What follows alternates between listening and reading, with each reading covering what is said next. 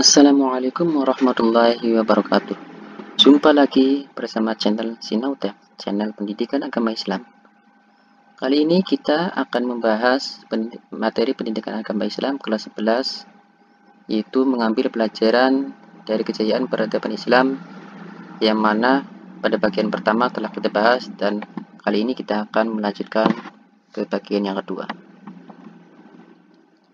Pusat-pusat peradaban Islam pada abad pertengahan.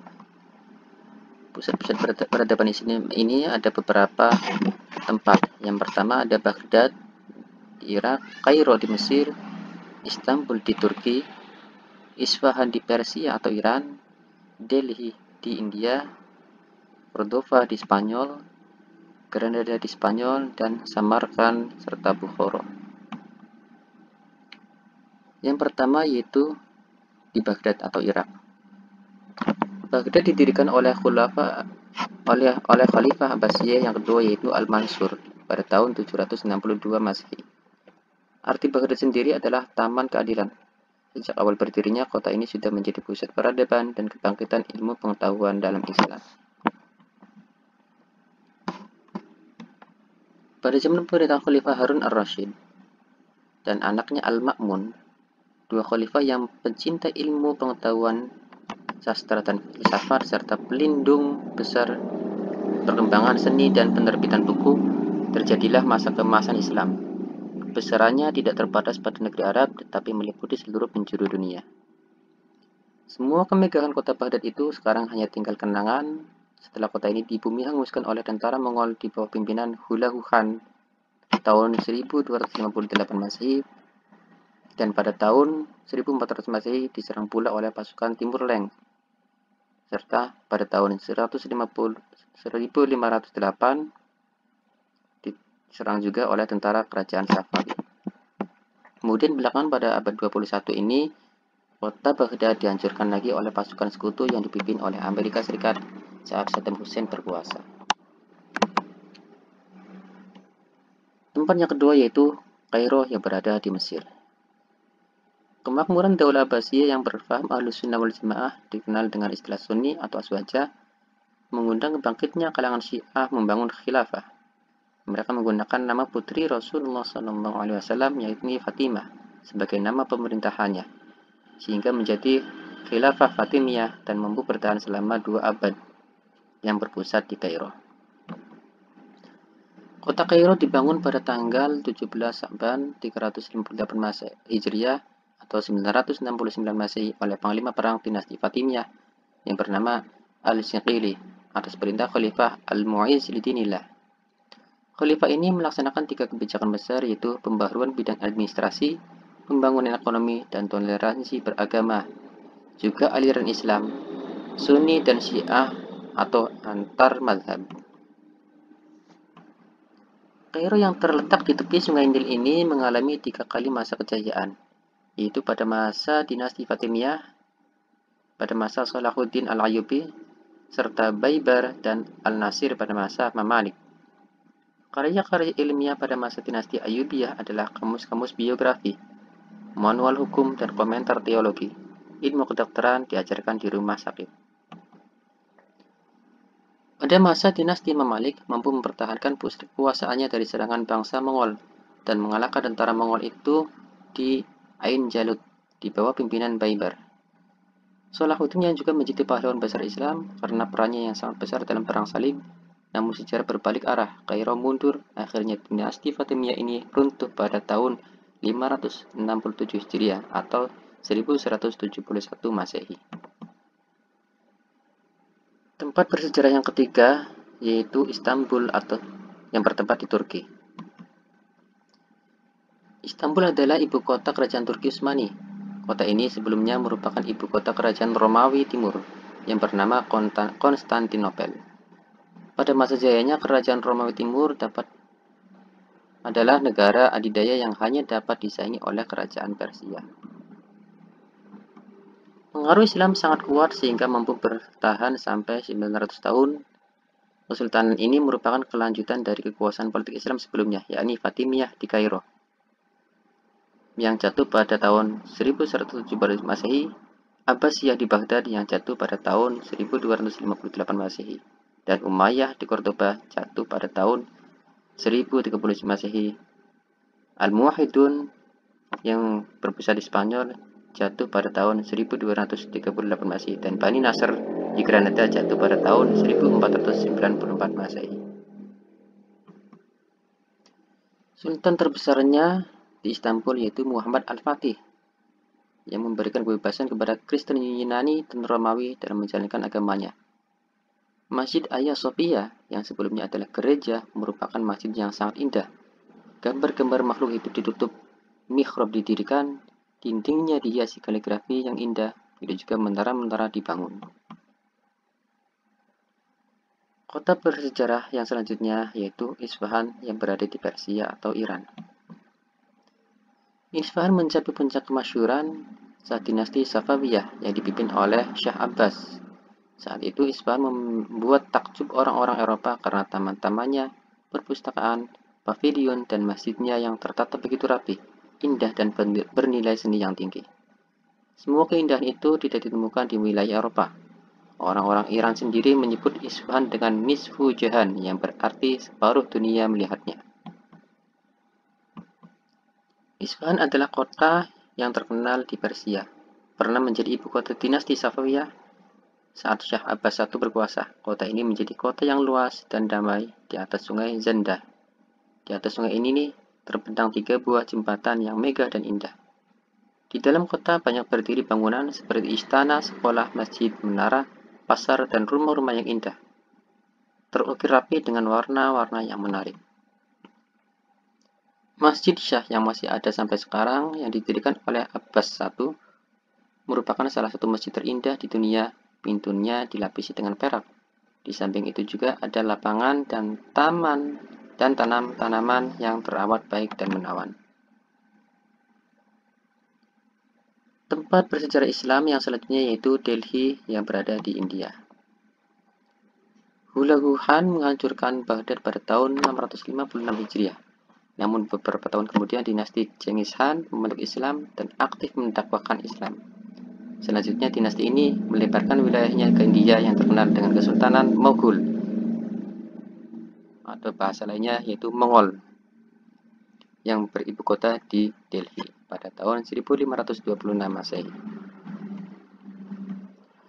Sejarah mencatat nama-nama sultan di Mughul yaitu Raja Humayun, kemudian Raja Akbar, Salim, Shah Jahan, yang di masanya mencapai puncak kemakmuran yang luar biasa.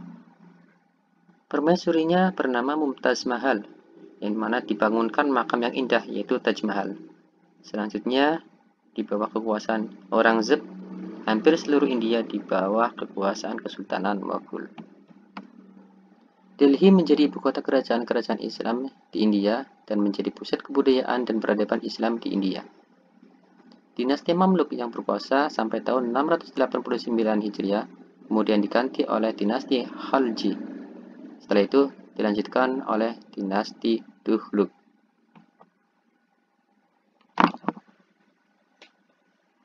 Tempat sejarah Islam yang selanjutnya yaitu Cordova yang berada di Spanyol. Spanyol Muslim dimulai saat kedatangan Muslim dari Afrika Utara yang dipimpin oleh Tariq bin Ziyad yang mendarat di Gibraltar yang terkenal dengan sebutan Jabal Tariq pada tahun 711 Masehi.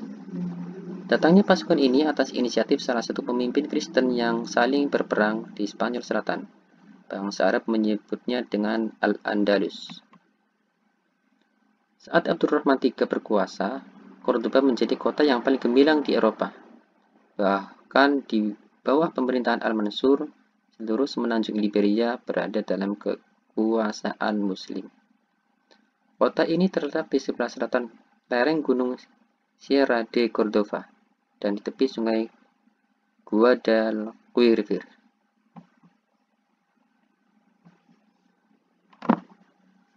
Sebagai ibu kota pemerintahan, Cordova mengalami perkembangan yang pesat. Banyak bangunan baru yang didirikan, seperti istana dan masjid. Kota ini diperluas dengan memperbesar tembok yang mengelilinginya. Sebuah jembatan dengan gaya arsitektur Islam yang mempunyai 16 lengkungan dalam gaya Romawi menghubungkan Cordova dengan daerah pinggiran di seberang sungai. Di sebelah barat jembatan berdiri istana Alcázar.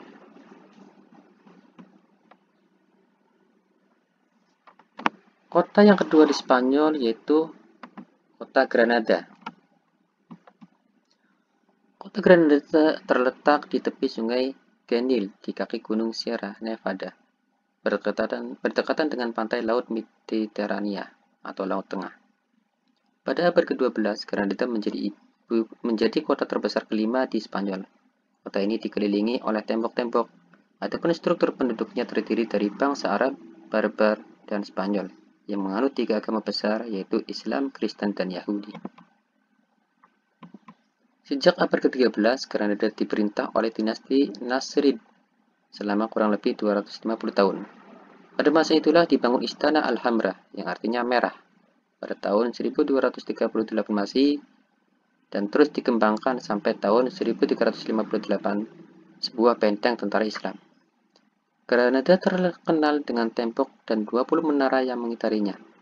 Masa pemerintahan Muhammad V mencapai puncak kejayaan, baik dari segi arsitektur maupun dalam bidang politik. Kota yang selanjutnya yaitu Samarkand dan Bukhara. Samarkand terletak di sebelah selatan sungai Al-Saghad. Menurut riwayat tertua dari bahasa Arab, Iskandarlah yang mendirikan kota Samarkand. Adapun kota Bukhara, kota ini diperkirakan sudah ada ketika Iskandar tiba. Dilihat dari bangunannya, terlihat pengaruh Persia dan Cina. Di kota ini terdapat makam Bahauddin An-Naqsbandi, yaitu tokoh tarekat Naqsbandi yang wafat pada abad ke-8 Hijriah. Ulama-ulama yang terkenal pada masa itu yaitu Abu Mansur Al-Maturidi, yang wafat di Samarkand pada tahun 333 Hijriah. Dia adalah pendiri aliran teologi Islam yang dikenal dengan aliran Maturidiyah. Ulama terkenal lainnya yaitu Imam Al-Bukhari, seorang ahli hadis terkenal di dunia Islam yang menulis kitab Sahih Al-Bukhari. Pada tahun 1917 Masehi, Uzbekistan yang di dalamnya terdapat Samarkand dan Bukhara menjadi bagian dari Uni Soviet. Tidak banyak lagi berita tentang kota itu yang sampai kepada umat Islam, karena pemerintahannya menganut ideologi komunis. Namun sejak tahun 1992, Uzbekistan menjadi negara muslim merdeka karena Uni Soviet bubar dengan sendirinya. Pengaruh peradaban Islam terhadap kemajuan Eropa. Pengaruh itu berawal dari banyaknya pemuda Kristen Eropa yang belajar di Universitas Islam di Spanyol, seperti Universitas Cordova, Seville, Malaga, Granada, dan Salamanca. Selama belajar di Spanyol, mereka aktif menerjemahkan buku-buku karya ilmuwan Muslim. Pada abad pertengahan, di Eropa telah berdiri 18 buah universitas yang mengajarkan mata pelajaran seperti yang ada di Universitas Islam. Pemikiran filsafat yang banyak dipelajari adalah pemikiran Al-Farabi, Ibnu Sina, dan Ibnu Rushd. Berkembangnya pemikiran Yunani adalah melalui terjemahan-terjemahan Arab yang dipelajari dan kemudian diterjemahkan kembali ke bahasa Latin. Menunjukkan perilaku menghayati Islam di masa kejayaan.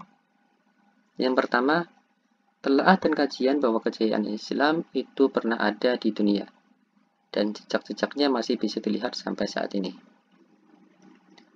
Yang kedua, pendorong untuk tetap memiliki semangat agar lebih baik lagi, sekaligus mengambil pelajaran agar tidak mengulangi kegagalan dari sejarah masa lalu. Yang ketiga, tumbuhnya tanggung jawab yang tinggi melalui profesi masing-masing agar selalu memperjuangkan tercapainya kemuliaan Islam dan kaum muslimin demi kesejahteraan umat manusia secara menyeluruh. Itulah materi tentang kejayaan Islam di masa lalu. Untuk mendapatkan update materi selanjutnya, silakan klik subscribe dan bunyikan loncengnya. Terima kasih. Assalamualaikum warahmatullahi wabarakatuh.